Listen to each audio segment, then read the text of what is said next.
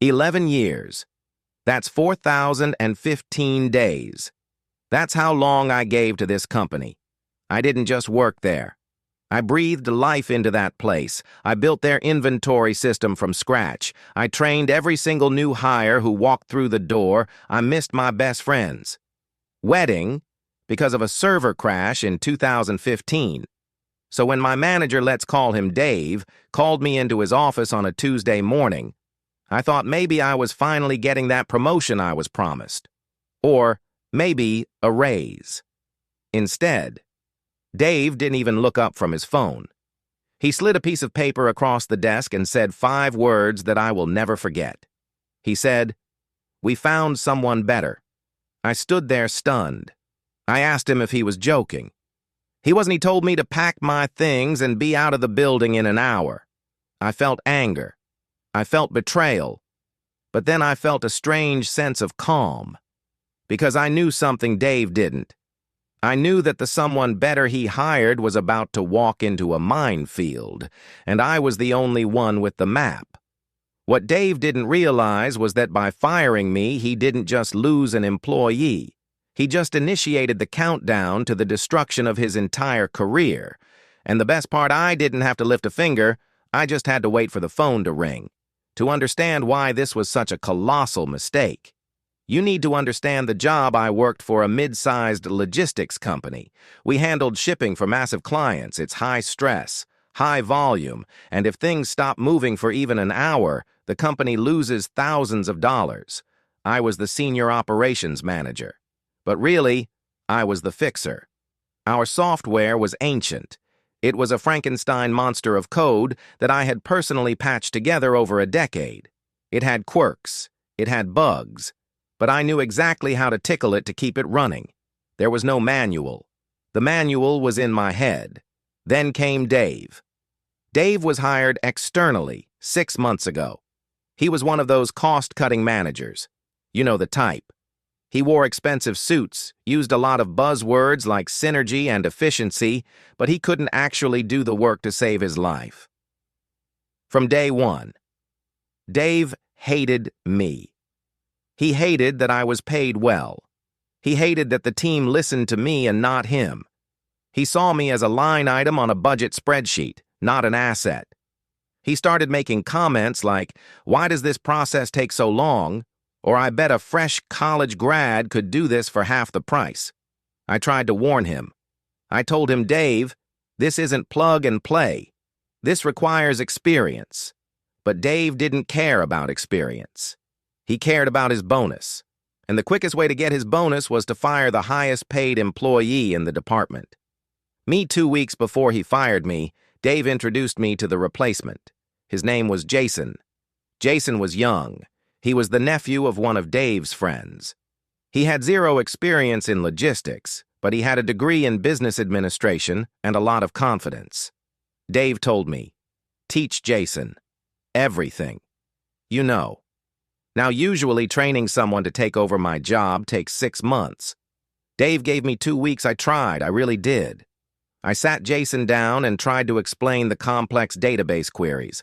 I tried to show him how to manually override the server when it jammed at 2 p.m. every Thursday. But Jason wasn't interested. He spent most of the time on his phone. He told me, "It looks pretty easy. I think I got it. You old guys just like to complicate things to look busy. You old guys." I'm 36. I looked at Jason. Then, I looked at Dave's office, and I realized exactly what was happening. They weren't hiring help. They were replacing me with a cheaper, younger model. So I stopped teaching. If Jason had it, then surely he didn't need my help. I let him believe he was ready. Which brings us back to that Tuesday morning. The firing. Dave looked smug. He said, "Jason is fully up to speed. We need fresh energy in this department. Your severance package is in the mail. Hand over your keys." I could have fought it. I could have screamed that the place would burn down without me. I could have gone to HR. But looking at Dave's arrogant smirk, I decided to choose violence. Not physical violence, but the silent administrative kind.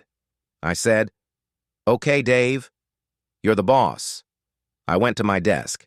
I didn't delete anything that would be illegal, but I did log out. I logged out of every system. I removed my personal saved passwords that automated the daily reports.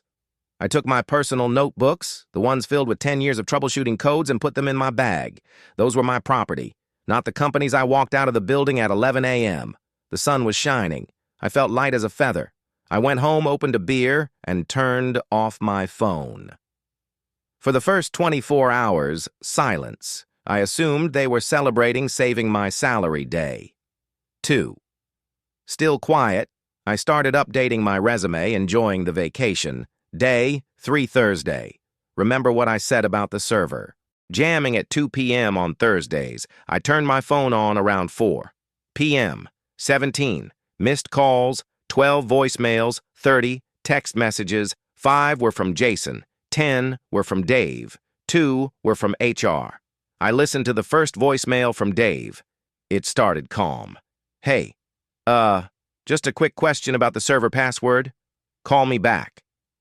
The second voicemail an hour later was less calm. Pick up the phone. We can't access the shipping manifest. Trucks are waiting at the dock. The third voicemail was pure panic. We are losing $10,000 an hour. Jason doesn't know the override code. You need to tell us right now or I'm calling the lawyers. I laughed. I laughed so hard I nearly choked. I didn't call back.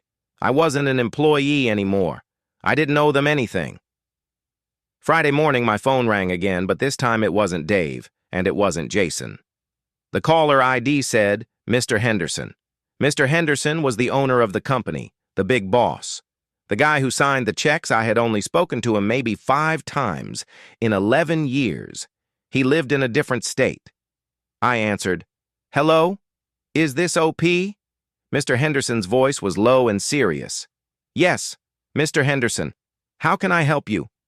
I'm looking at a report that says we haven't shipped a single unit in 24 hours. I called Dave and he's stuttering something about a server virus. I called IT and they said the only person who knows how to fix this is you. Why aren't you at your desk? I took a deep breath. This was the moment. Well, sir, I would love to fix it, but I can't. Dave fired me on Tuesday. He said he found someone better. There was a silence on the other end of the line. A long, heavy silence. It lasted for maybe 10 seconds, but it felt like an eternity. Then very quietly, Mr. Henderson asked. He did what I explained. Everything I told him about the cost cutting. I told him about Jason, the nephew. I told him about the someone better comment. I heard Mr. Henderson exhale. Stay by the phone. Do not go anywhere. 10 minutes later, Mr. Henderson called back. Dave is packing his things. He is no longer with the company. Jason has been sent back to the mailroom. I need you back. Name your price. I paused. I didn't want my old job back. Not really, but I held all the cards. I don't want to be an employee. Mr. Henderson, I want to be a consultant. My rate is 3 times my old hourly salary, and I want a guaranteed 6-month contract. Mr. Henderson didn't even negotiate. Done. Can you come in today? I walked back into that office 2 hours later. Dave was walking out with a cardboard box looking at the floor. He didn't say a word to me. I sat down at my old desk. Well, my new consultant desk. I logged in. I entered the override code. It took me exactly 5 minutes to get the trucks moving again. 5 minutes of work for 3 times the pay. It turns out Dave was right about one thing. He did find someone better. He found a better version of me, one that knows exactly what he's worth.